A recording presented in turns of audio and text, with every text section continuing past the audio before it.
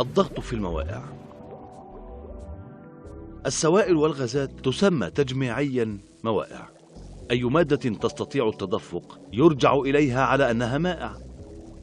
بعض الأمثلة الأكثر عموما للموائع تكون الماء الذي نشربه، الدم الذي يتدفق في أجسامنا، الهواء الذي نتنفسه، إلى آخره. ضغط المائع.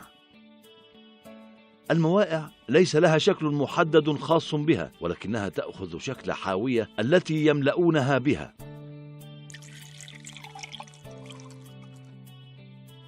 نحن نعرف أن الأجسام الصلبة تؤثر بضغط على الأسطح بسبب وزنها. بالمثل الموائع أيضا لها وزن وتؤثر بضغط على قاعدة وحوائط الحاوية. نستطيع التحقق من ذلك بتجربة بسيطة. اصنع ثقوبا صغيرة في زجاجة بلاستيك.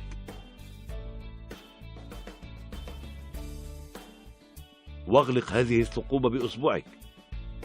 الآن املأ هذه الزجاجة بأي مائع.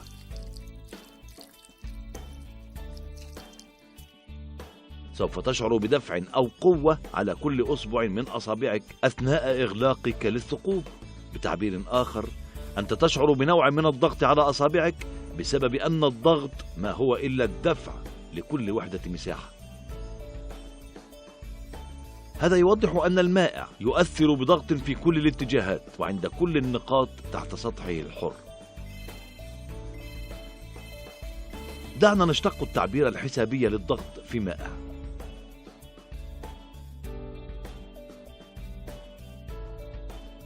اعتبر أن حاوية مملوءة بسائل له الكثافة RH(O).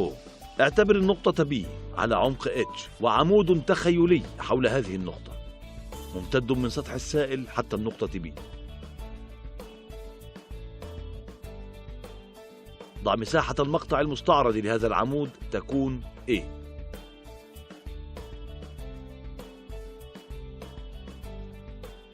الآن حجم العمود التخيلي للسائل V تساوي مساحة المقطع المستعرض في الارتفاع، أي أنه يساوي V تساوي A في H، معادلة 1. الآن الدفع عند النقطة B يمكن أخذه كوزن هذا العمود السائل. الوزن هو حاصل ضرب الكتلة في عجلة الجاذبية الأرضية، أي أن M في G، ولكن الكتلة M هي حاصل ضرب الحجم V والكثافة RH(O), أي أنها تساوي V في RH(O) في G.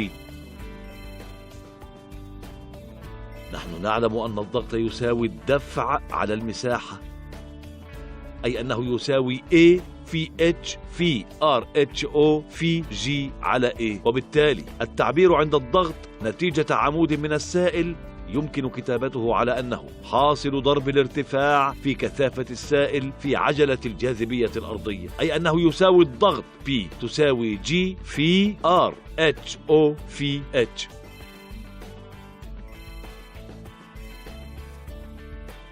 الآن لجميع حساباتنا نحن تركنا الضغط الجوي المؤثر على سطح السائل.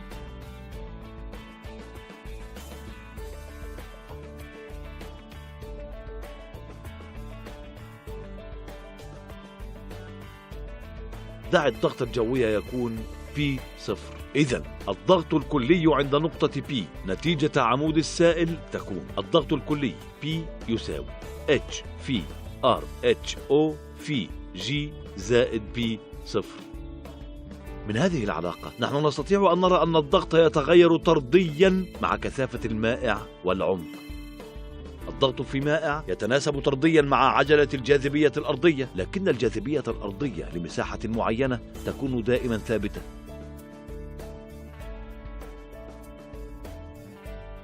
هنا سائلين من كثافتين مختلفتين محتويين في حاوية، ولكن بما أن الكثافة تكون ثابتة مع التغيير في الارتفاع، هذه العلاقة للضغط في مائع لا تكون حقيقية لهذه الحالات. الضغط الهيدروستاتيكي للجو يتناقص مع زيادة الارتفاع، ولذلك السائل يزيد مع العمق. يجب أن يلاحظ أن الضغط لا يعتمد على 1. حجم الحاوية. لنفس العمق في 2 من الحاويات واللتان لهما حجمان مختلفان فيهما نفس السائل، الضغط سوف يكون متساويا، حيث أن الضغط لا يعتمد على حجم الحاوية. 2. شكل الحاوية. الضغط لا يعتمد على شكل الحاوية. 3. مساحة السطح. لسائلين لهما نفس الكثافة، الضغط عند نفس العمق ولكن على مساحات سطح مختلفة سوف يكون متساويا.